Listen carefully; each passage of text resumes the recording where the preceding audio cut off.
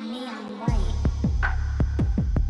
Welcome back for part 8 of this series. I've said a lot during this journey so far about the levels, the people, and my own struggles collecting these amethyst medals. This video will continue that trend, as per usual.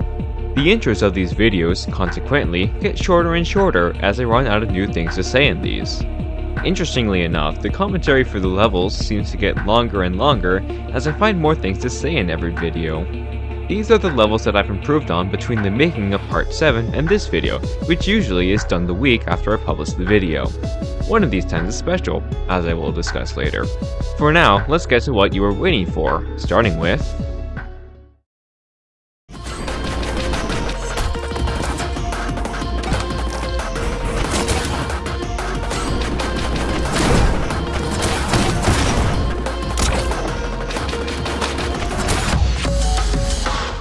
I just keep getting better and better. We're finally here. My first chapter 11 amethyst and my first Book of Life amethyst, if you don't count Book of Life traversal. From this, you can probably tell that I hate the Book of Life, and you'd be right. I cannot, for the life of me, aim at impossibly tiny targets and spam flank fast enough to go through walls. I have gotten better at the card over time, but I still play it like I'm going for a perfect run. I get frustrated when it doesn't happen, and freaked out when I am. Onto the level proper. I chose this level first because I feel like there is the least amount of annoying boofing in this level, with the only really bad part being getting the clip as fast as possible at the very end, as that feels luck dependent if you get to the Guardian, and you also need to react if you got the Dominion card or not. The Stomp discard to boost the jumper is manageable, since it is at the start, and the barrel knife instantly after becomes natural over time. I boosted the balloon because it doesn't lose too much time and is easier to hit than going straight to the chest. Overall, I still hold that this is the easiest level for non-boofers to Amethyst, and can serve as a gateway for much more difficult levels.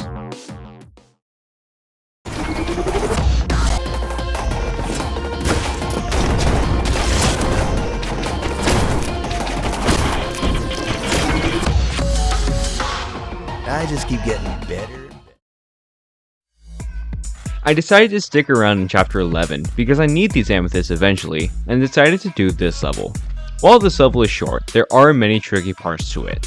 Obviously, there is the boof to rocket at the beginning, which needs to be instantly swapped to, in addition to needing to aim the rocket at the back wall. The long distance boof is more consistent than I thought it would be, but you need to react fast to hold the correct direction keys afterwards. With the ending I take, there is also the risk of boofing into the wrong Guardian, which instantly ends my run since I can't react to it in time. There is a faster ending to this level, but that would require more boofing, which I wasn't going to do. I got the amethyst, then stuck around a little longer for the time change, then later improved on it when I realized I had one of the slowest amethyst times. It's not perfect obviously, but I don't have it in me right now to fix those errors.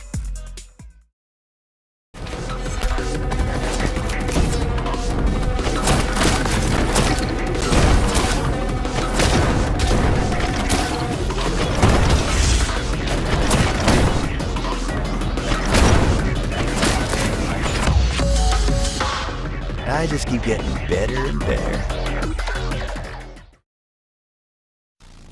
I feel like in terms of chapter 11 levels, the boofing is easier the closer to the middle of the chapter it is. I'm leaving the ends for later. For access, there are a ton of clips you can do, but I decided to stick with the basic ones. No jumper clip and a right side barrel clip. The frog boof is made better with muscle memory, and the Dempsey barrel is somewhat doable. I found that you need to shoot the rocket very early after hitting the barrel or it wouldn't work. Of course, after losing this map to Ferrix in the Joker tournament and getting eliminated from the tournament because I couldn't hit the Dempsey barrel once, I now hold a personal grudge against this level and won't be playing this level for the foreseeable future.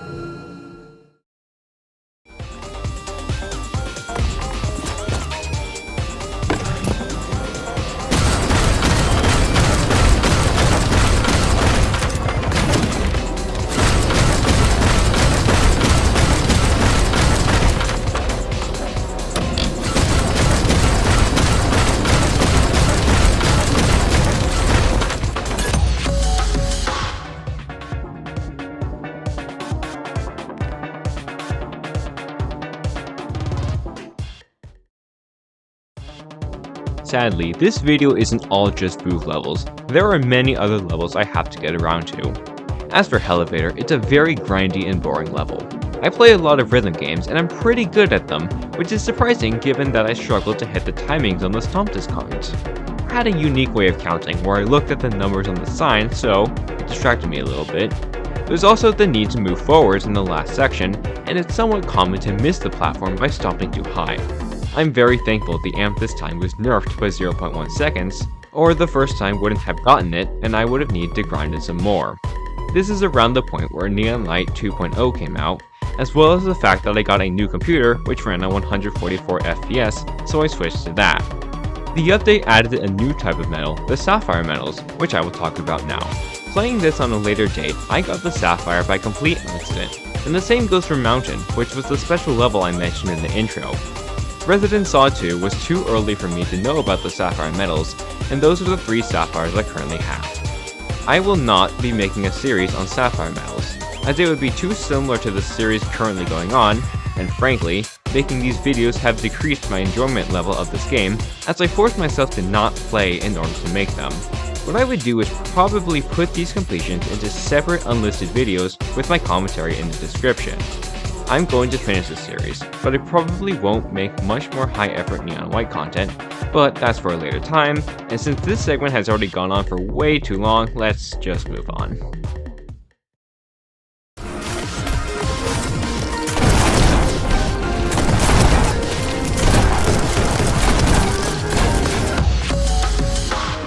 I just keep getting... While all of the other chapter sweeps I did involved 3 levels in quick succession, I decided not to do that for chapter 5 because the last 2 levels I needed to do were very annoying, only deciding to do them because of the bi-weekly challenge for this chapter. For streets, there is another strat you can do, but shooting the jock with a fireball is so inconsistent that I decided to just do a different, easier strat that was still able to get the Amethysts.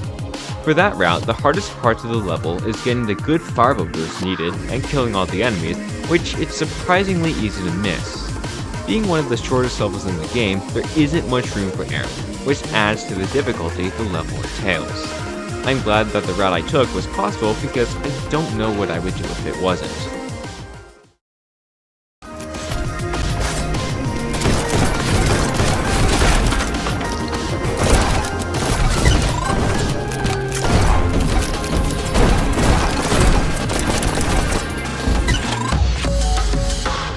I just keep getting better and better.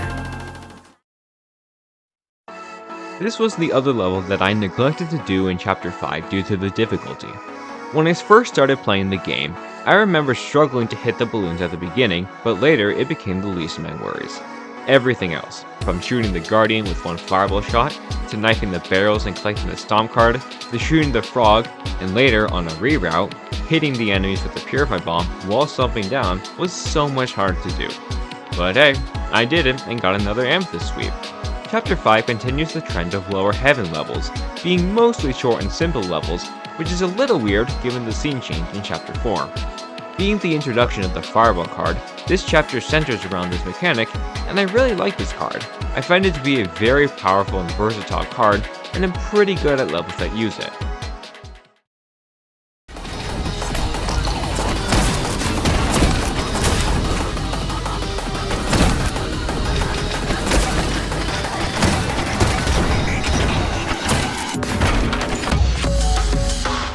I just keep getting better and better.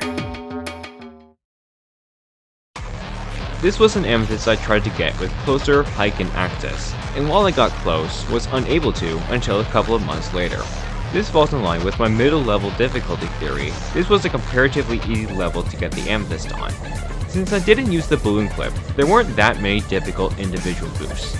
There were some minor annoyances, like the height needed to avoid the tripwires and get to the chest, not timing out the first Godspeed discard correctly, and sometimes missing the rockets, but it was a pleasant experience like the other booth Amethysts I got in this video.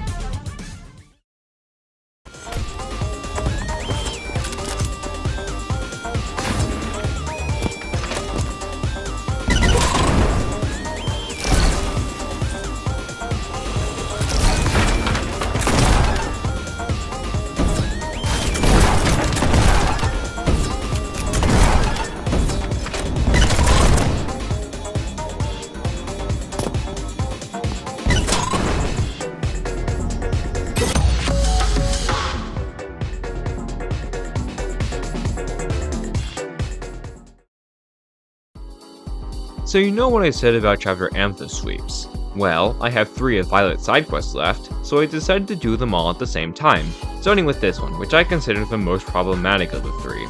That comes mostly from the Purify bombs at the start, as it's hard to get a good angle with the bombs to get the shocker, and that is where most of my attempts went to die.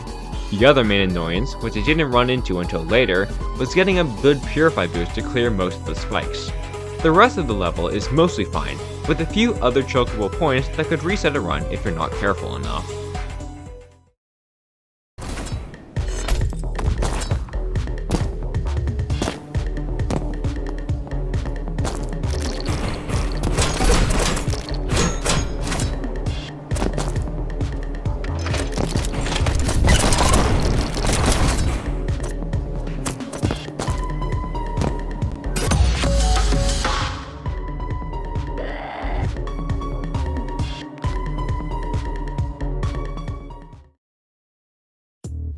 Next of the remaining levels is this one. This level turned out to be a more enjoyable experience than I initially thought. There are a couple of routes you can take, with varying amounts of difficulty, but I went with the easiest for me. There are a lot of bullet boosts you need to hit to make both of the skips possible, but with enough muscle memory, hitting those shouldn't be an issue. For my first run, I believe I got 3 bullet boosts at the end, which carried me to the middle. Later, I improved my start to where getting all 3 bullet boosts wasn't necessary. This level is very short and straightforward, so there isn't much else to say about this level.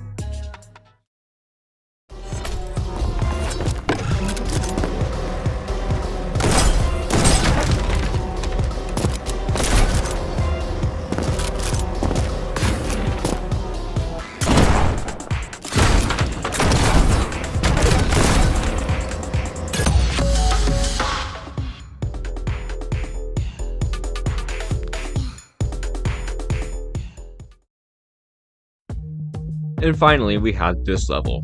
While Resident Saw 2 is one of my best and favorite levels, I tend to ignore this level as I hadn't done a run in months. After playing this level, my opinions on the level changed, with RS1 being an amazing level and not playing RS2 for months. When first playing this level, I tried to skip the first set of tripwires, and I got it once before switching to shooting the last one. I later found out the trick worked by jumping later, so I reverted back. On my first run, I got pretty lucky, as that run was also the first time the frog shot early, which allowed me to both knife and shoot it, which, surprisingly to me, gave me the Amethyst. Later, a reroute of the level was found, and I had even more fun with that route, not having to deal with the frog and just worrying about my aiming instead. But with that is my 6th chapter sweep and the second one of this video. I like Violet's side quests less than the other side quests. The complexity of these levels vary a lot, ranging from ridiculously easy to near impossible. I didn't like the whole death theme. It's far more annoying to lose the run to spikes than it is to poor movement or missing an enemy. This is also my 24th and final side quest Amethyst. We are done with those, which I am completely fine with. And that marks the end of this lengthy and important part of this series. 80 Amethysts is a lot of them. We are 2/3 of the way through this series. With the several months between Closer and RS1, we have caught up to part 2 of this series. I still have more Amethyst medals left, ready to show you in part 9. Thank you for watching.